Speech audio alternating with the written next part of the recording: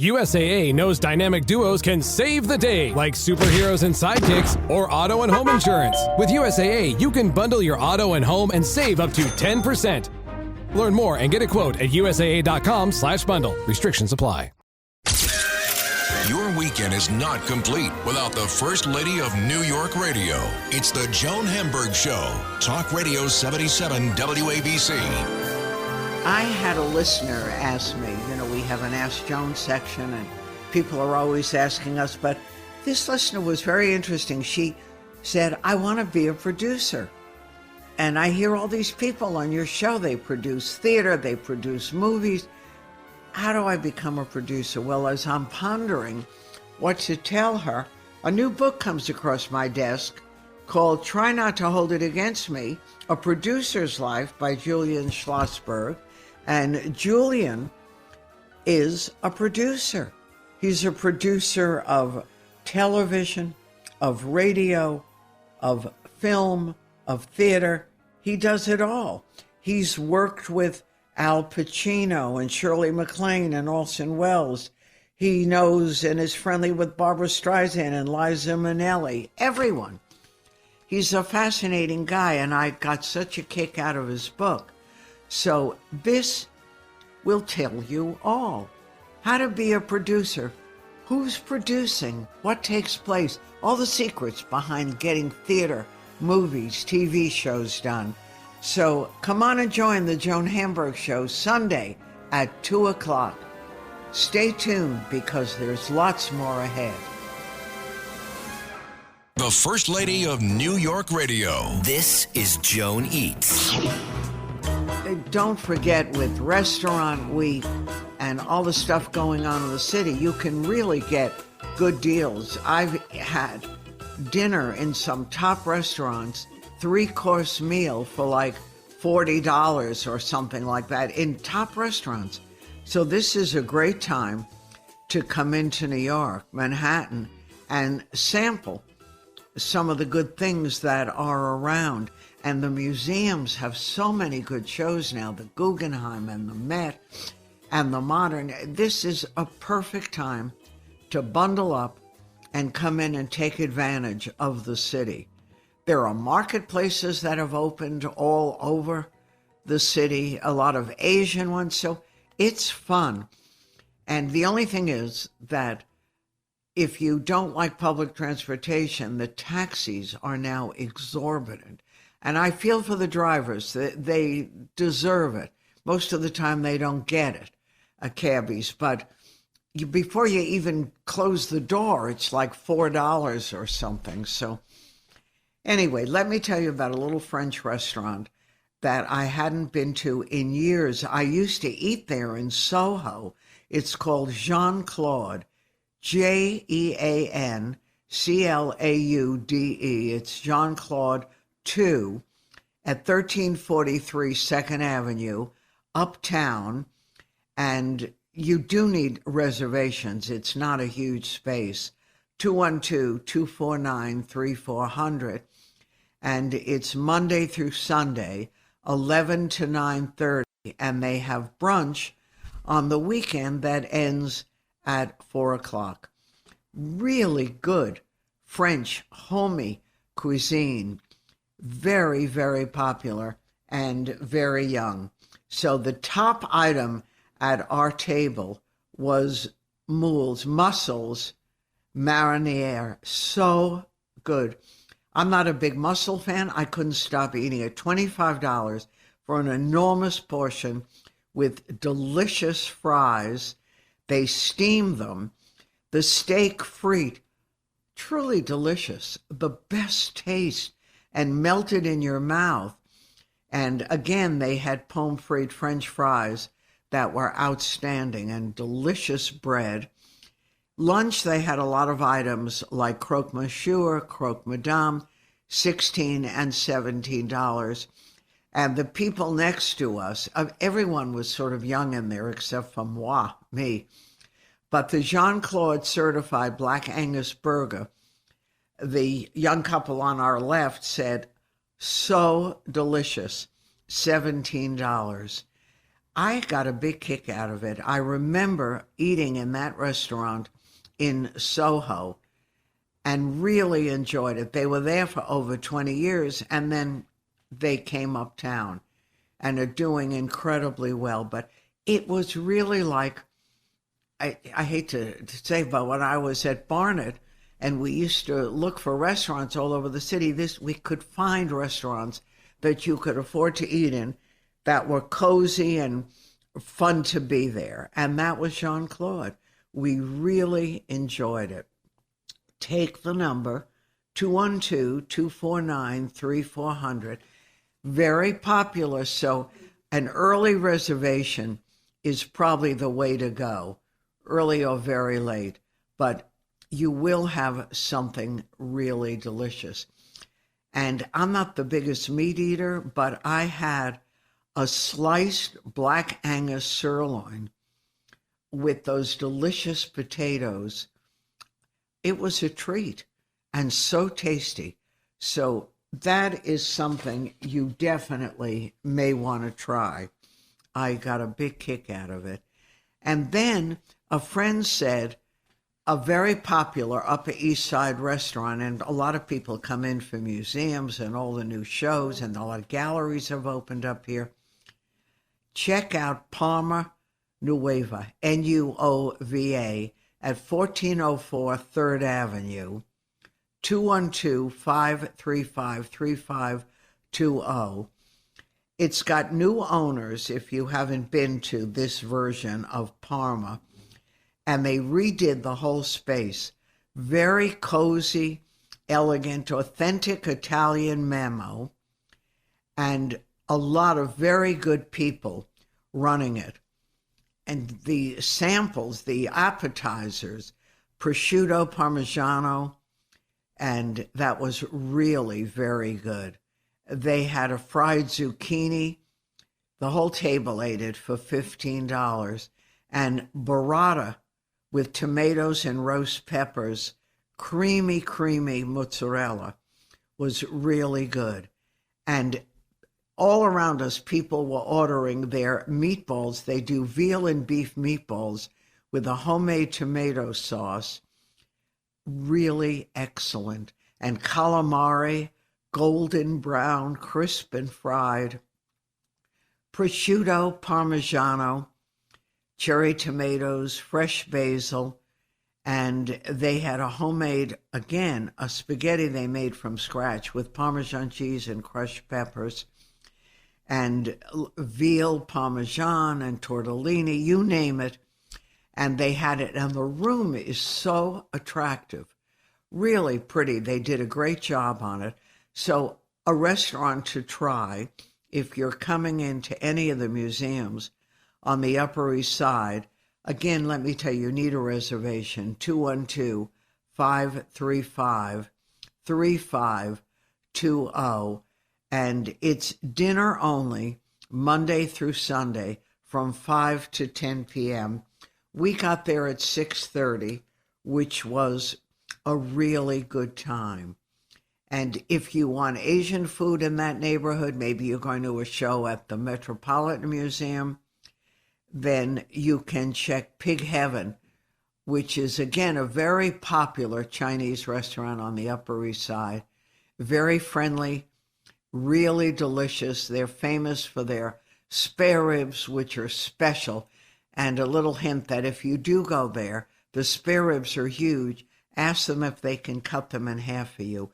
So that's just a couple of thoughts on Joan Eats. And of course we eat. We love to eat. We all do.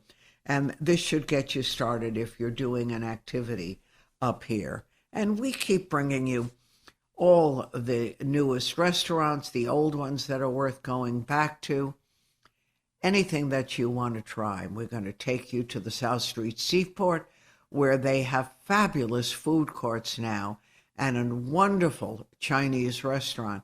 So come on in, enjoy the city, enjoy the food. The city's not that crowded now, so it's a good time to come in. And I'll hold your hand all the way. So breathe, enjoy. I'm Joan Hamburg, and you're listening to your favorite radio station, WABC. And you can also get us on Facebook, on Twitter, you name it, we're here. Stay tuned. Whatever the occasion, effortless elegance is right this way. Because Hilton brings you new ways to stay courtesy of the Nomad London. And it doesn't stop at award-winning dining in a space draped in velvet and illuminated by vintage chandeliers. No, this day goes beyond with unparalleled personalized service and attentive hospitality. Oh, and did we mention the Nomad London can be booked using your Hilton Honors points at Hilton.com? Hilton, for this day.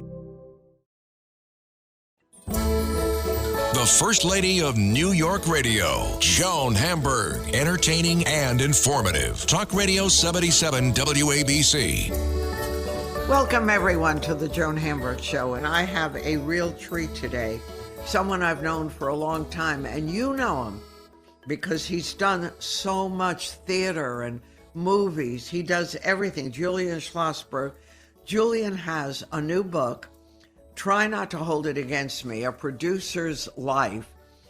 And here's a man who grew up in New York City. As a kid, fell in love with the entertainment business. But as he points out, in the old days, there were movie theaters everywhere, and that was an entertainment. You could spend the whole day in an air-conditioned movie or movies and see them, and your parents thought you were safe, and everything worked out. Today, in my neighborhood, we had 2 movie theaters. Now we have none. I mean, we have part of one that every now and then will come up with a film, but the good old days are gone. And as we all talk about, because I have kids in the movie business, what's going to happen to the movie business? You know, where are people going to see their movies? Can you sit in your pajamas and still create a hit? If you're a comedy writer, you need a house full of people laughing. Laughter is contagious. Anyway, Julian takes us on a fabulous ride. And he started really as a kid. And he started learning how to buy movies for national theater chains. And he worked for a lot of major companies. Started his own called Castle Hill Productions, and produced a lot and worked with major stars, Elaine May, Woody Allen, Mike Nichols. And I loved hearing about the cast of characters that changed the course of Julian's life. So do you find it interesting that you were so directed as a kid and really knew where you wanted to go? Well, I didn't think it was unusual until all my friends, when we got older, would say, you always knew what you wanted to do. And I guess I did. I didn't think of it that way. I just knew what I wanted to do. My mother, Joan, you would love this. My mother was very upset that I would bring variety home at 10 years old. Oh, my gosh. And she would say, what are you doing? I want you to be a lawyer or an accountant. And I said, God, well, you sound like me. Yeah. Well, but look how well your son did. My God, how well he did in the entertainment business. Yeah, but he, like you, that's always what he wanted to be. And I sounded like your mother. What, being a lawyer isn't good enough for you, or you don't want to be a doctor? Well, you know, it was interesting, Joan. I put myself through college driving a cab in New York, and I went all around trying to find a cab with a radio because most of the garages didn't want to buy the radio. Why would they pay extra money for a cab with a radio? But I found one that did. And I listened to Mike Nichols and Elaine May's albums and Woody Allen's albums and Alan Arkin from the Second City. And all I wanted to do was meet them and shake their hand and tell them what they meant to me. The fact that I became their producer really shocked me. That did shock me. I still can't believe it. Then when I was writing the book, I kept thinking, wow, this is really interesting. It's actually interesting me, which was, I guess, a good way to keep writing the book. Well, and I've often wondered, when you write a book like that, which starts really at the very beginning, how cathartic is that? Was it like going to a good shrink to see your whole life from a little boy on to this part of your life? that's such a good question, and I don't, I think in a way, they talk about people channeling, and maybe I was channeling because it came to me so easily, the memories, I mean, and that was surprising. I didn't think they would, but I guess we do have, it's all within us. I mean, they say the brain is a computer, and I guess if you can download it, I started doing it. The idea that I knew that I loved show business from the very beginning. The idea that I was on the wrong coast, that was a whole different situation, because obviously everything that I was interested in seemed to be happening in L.A. Fortunately, though, I was around as a young man for the advent of television. And that's what I talk about in the book a lot, the early days of being an audience member. Right. My dear friend Elaine May wrote the foreword to the book, and she was so encouraging about the beginnings. I said, I think people will want to read about George C. Scott and Shirley MacLaine and all the people I worked and knew. And she said, people will also like the nostalgia about what it was like to go downtown as a kid and see Judy Garland at the Palace, or to go to McGinnis's The Roast Beef King, or to Grant's Hot Dogs, and we used to love that. And I think, yeah. I mean, Joan, I have such fond memories of going to the Paramount Theater and the Capitol Theater, full orchestras. The movie was there, but the orchestras were there. I would see Joni James perform and sing. I'd see comics. I would see vaudeville shows. It was an amazing time, and I just relished in it, and so I tried to bring it back, especially at the first part of the book, about what that was like, that world that will never come back again. And the I'll comics. tell you one thing that you might be interested in, if I may. The Kingsbridge Armory was the largest armory in the world. It was in the Bronx, and I lived across the street from it. Now, this was long before the New York City Coliseum or the Javits Center was built. So the car shows, the motorboat shows, all of them went to the Kingsbridge Armory. But I went as a kid because there were rodeos in the Bronx with Buster Crabbe and Johnny McBrown coming up and either riding their horses, and I could go and get their autographs.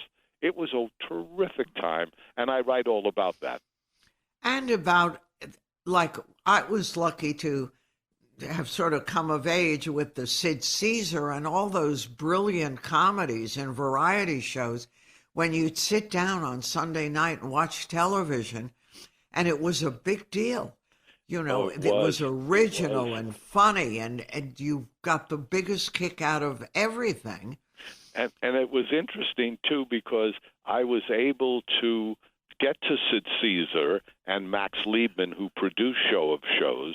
And my very first movie that I produced was 10 from Your Show of Shows, taking 10 of their greatest sketches and putting it into a movie and opening it up in a theatrical basis. It was my first movie, and it inspired me to then go after Steve Allen's shows and see if he had any. And I wanted the Tonight Show, but he didn't have the kinescopes, but he did have his Sunday night program, and he had everybody on, every major comic from Bob Hope to Jerry Lewis, everybody at the time. And so we did 2 one-hour specials on that. So working with Sid Caesar and Steve Allen, it was just terrific, and be able to make films out of their kinescopes. But you know what's amazing, and I don't know if it could happen today? Here you are, this young kid from the Bronx. It isn't like you grew up in showbiz. You said you didn't even have your own bedroom. I didn't. And you slept in a little corner of what was off the kitchen. Yes, that's right. So you've come a long way. Yes, but I have my own bedroom now. Thank goodness, Julian. Thank goodness. Yeah, from when your neighborhood where you grew up, you're a big success. But well, it's been that part of looking back and going to the old neighborhood. I know, all of us who grew up in New York City know that we were in a neighborhood. It was a neighborhood. We knew the butcher, we knew the baker, we knew the deli, we knew these stores and the store owners. It wasn't big giant supermarkets. There was an A&P, but by and large, it was our conclave. That's where we lived, and very rarely did you leave that area unless you went downtown to see a movie, which, as you remember, Joan, could play a year downtown before it came up to the neighborhoods. And we used to get dressed to go to the movies. That's right. It was, especially if it was a musical. You would have to really put something decent on. Yeah, and good shoes. You couldn't go the way you usually would go. I'm talking to Julian Schlossberg, his new book, Try Not to Hold It Against Me, A Producer's Life. And what all of you are going to marvel at, too, is how this kid from the Bronx got access to everyone. Now, Elaine May she didn't know she was going to grow up to be Elaine May yet at that time, or even Woody Allen. Woody Allen probably knew and always thought, I'm definitely Woody Allen. Screw the others.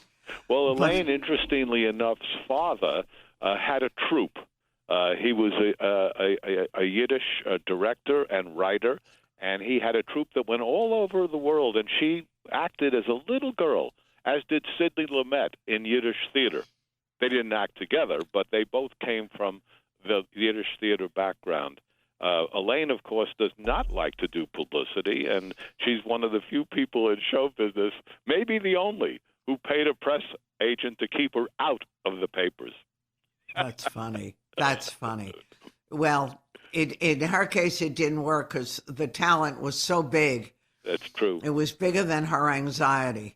Yes, that's true. I tried for 7 years on WMCA to get her on my show, and she was my close friend, and she wouldn't and you do couldn't it. do well. We can understand. But I loved, because I worked with Barry Gray for years, your Barry Gray stories and all the cast of characters who were around and part of your life when you were just coming of age yourself. It is true, and Barry Gray, who I really thought the world of when I listened to him as a kid, I couldn't believe that I was going to be working with him on WMCA. But it turned out that he didn't turn out to be an ally of mine. He wanted us to do a television show together called the Schlossberg-Gray Report. And he said, I'm giving you top billing. And I said, you're only giving me top billing because the Gray-Schlossberg Report sounds terrible. It sounds awful. Anyhow, I refused to do it, not because I write in the book, Joan, that there's a wonderful movie called Double Indemnity, and Edward G. Robinson is with Fred McMurray and Barbara Stanwyck. But Robinson says that he touches his chest and he goes, when the little man inside me tells me something, I have to listen.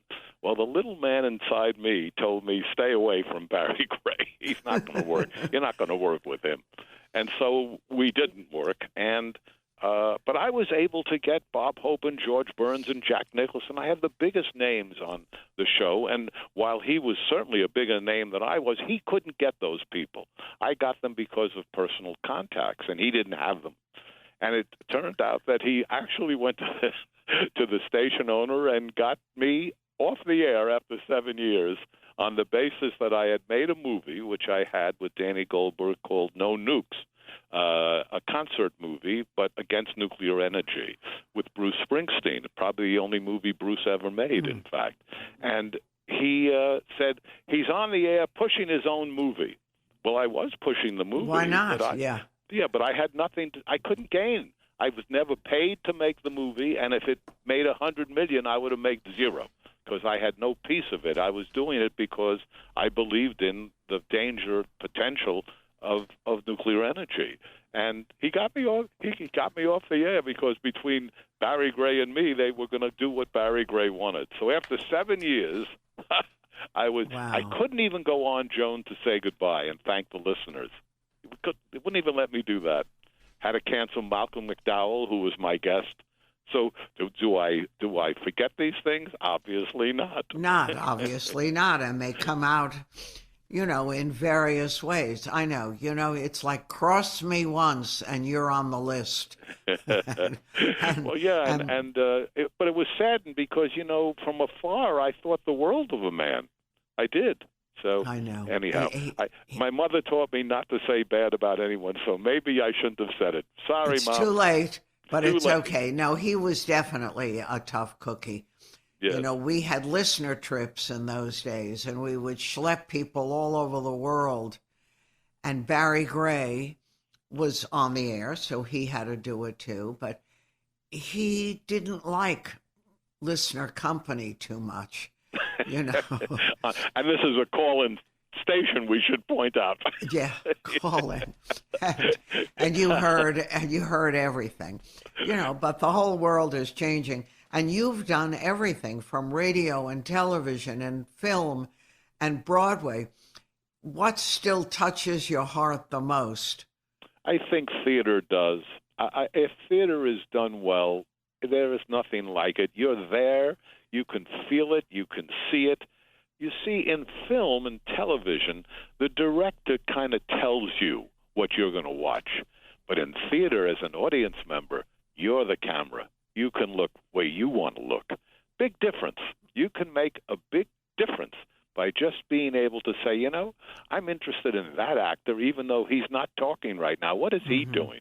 It's a whole different experience. And the visceral, the excitement of the anger or the crying really can get to you much more in person than on film. Yeah. So I think theater is my favorite. And the other thing is this. It's one location. As a producer, you say, oh, thank goodness, I'm only in one location the whole time I'm working. However, as you also know, Joan, it's the most precarious. It's the most difficult to raise the money, to get an audience. Yeah, to get paid back. And as you know, most of the shows fail. Most of the shows don't make money. So the fact that I've been able to do as many as I have, I'm very grateful because I think if you can really show that you have a passion for something, and people will kind of jump with you, as long as they made some money occasionally along the way. Yeah, no, it's without question very difficult in theater, yes. And even now, it's getting harder and harder to fill a house. Part of it is most people can't pay the almost $300 a ticket. Yes, it's really crazy, though. Crazy, kind of and prices. Park your car and everything else. It's a tough night. It really is, and it's amazing to me. I mean, to show the enormous popularity of a man like Hugh Jackman can bring in $3 million per week in the middle of a pandemic. I mean, it's unbelievable. But having met him twice, not a friend, he wouldn't know me if I walked in the door, but I was with him twice. One of the warmest, kindest, most loving human beings you can meet. And I guess it comes across. I guess the public just adores the man. And they should, because he's just so talented and seemingly, as I say, because I never worked with him, so kind. Right. And every time I would go to theater with him, the audience would go berserk. All he had to do was hiccup, and they would go, bravo, bravo, stand up, and absolutely love it. And some people have that magic. They do. And you can't take it away. And especially to be able to be appealing to both men and women. That's a real talent. Yeah, no, it is. And not to begrudge. Sometimes success comes with its own issues. Oh, yes. Well, the time that people become stars, they're damaged goods because they've had so much rejection. They've been treated as the beginning so badly that sadly they can turn into nasty human beings. It's true, but why do you think it's so hard to put up a show that gets an audience and gets attention? What's wrong in the world of theater where it's so difficult to do that? Well, as you said earlier, and you're totally right, right off the bat, you're starting out by saying to people, you got to spend a lot of money to see this. That's a tough thing in a world where people are trying to pay the rent or the college tuition for kids. So you have that problem. And what's happened, you and I grew up, Joan, where the majority of the people who went to theater on Broadway were from New York, New Jersey, and Long Island, Right. Connecticut. Now, 70 to 75% of the audience are tourists. They're not from New York. And they want a musical, too. And they don't want to sit and they don't want to have to think.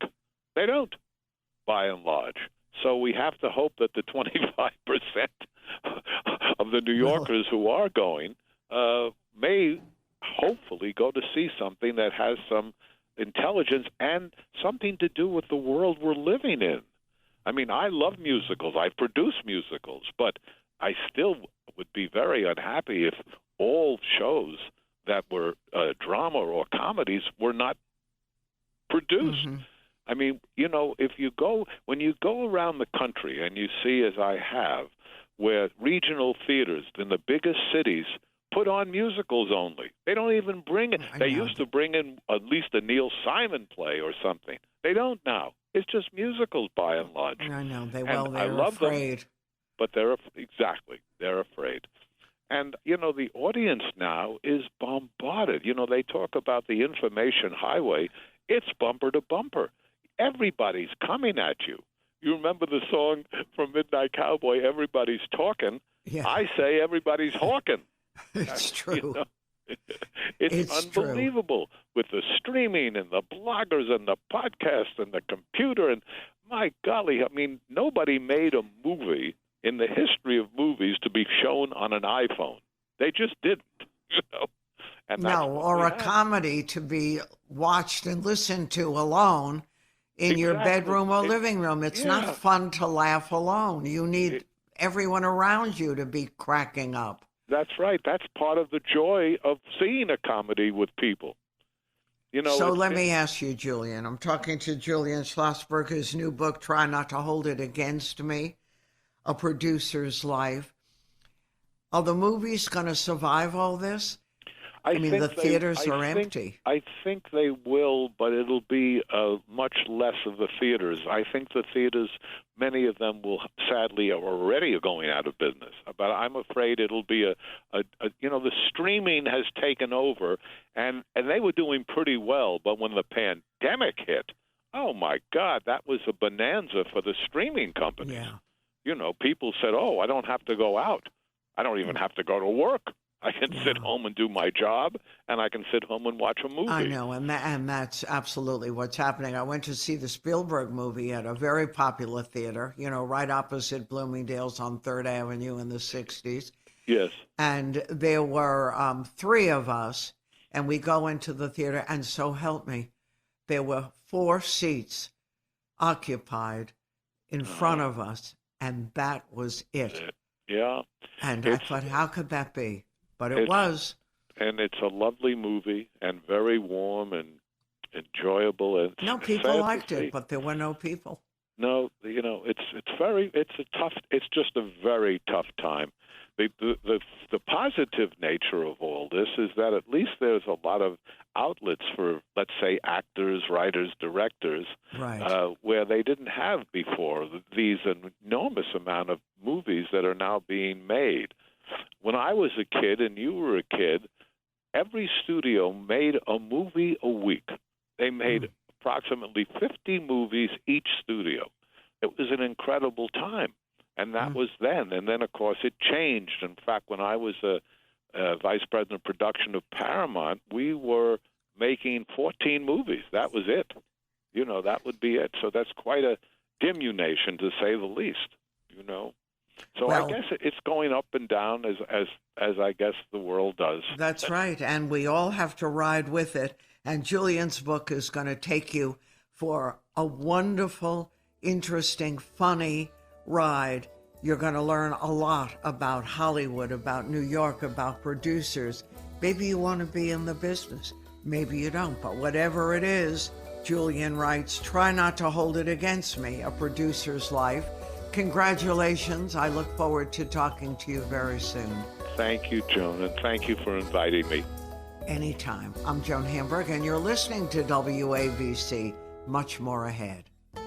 The new McCrispy Strip is here. Dip approved by ketchup, tangy barbecue, honey mustard, Sprite, McFlurry, Big Mac sauce, double dipped in buffalo and ranch, more ranch, and creamy chili McCrispy Strip Dip. Now at McDonald's. Ba-da-ba-ba-ba. The First Lady of New York Radio. This is Ask Joan. Whether you're looking for a Valentine's Day gift that's a little unusual, or something to make you feel good, maybe an activity for one of these cold, blustery days, I'm going to tell you about a great experience. It's called the Sojo, S-O-J-O, Spa Club in Edgewater, New Jersey. It's right on River Road, 660 River Road, Edgewater. It's a daily opening from 9 to 10:30 at night, including holidays. Go online, sojospaclub.com, 201-313-7200. This is a multi-level, all-season Korean day spa right in Edgewater, New Jersey. It's across the street from one of my favorite Asian grocery stores, the Matsuwa Marketplace, MITSUWA. It's an Asian grocery store and food court about 15 minutes from either the George Washington Bridge and the Lincoln Tunnel. Very easy to get to from this area. You spend your day at the spa barefoot, no shoes allowed, relaxing in a robe, your bathing suit. The floors are heated. The views of Manhattan take your breath away.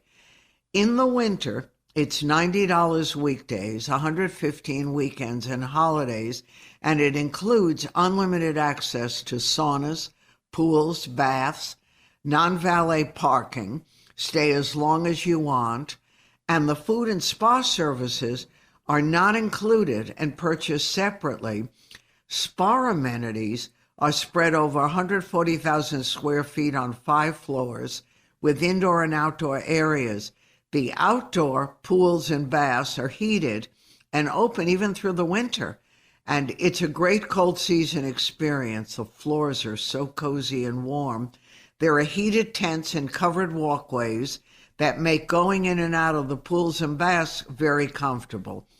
They have 8 unique therapeutic saunas with different health benefits to detox in. And Linda DeWitt, who works with us, her daughter Carly had the best experience there. She went with one of her friends and said the place was fantastic, immaculate. She felt someone was behind her cleaning up as she walked, and that everything was just perfect. The sauna was great. She relaxed in the baths, the pools, the outdoor area with its views. She and her friend were like oohing and eyeing and schmoozing. She loved the foot massage path, which is an outdoor activity. You walk over different sized stones in shallow, warm water, like foot reflexology, and very good food. They ate ramen soup and a poke bowl, and they could have had anything, a sandwich, a snack, a smoothie.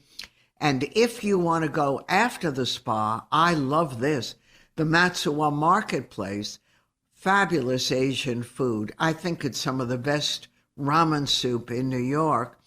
And the marketplace has fresh sushi. Also, the spa has a full range of Korean massages, scrubs, facials for a fee. It's a great experience. Sojo Spa Club, River Road, Edgewater. Look online, sojospaclub.com or 201-313-7200. Perfect way to spend a day. I'm Joan Hamburg, and you're listening to WABC.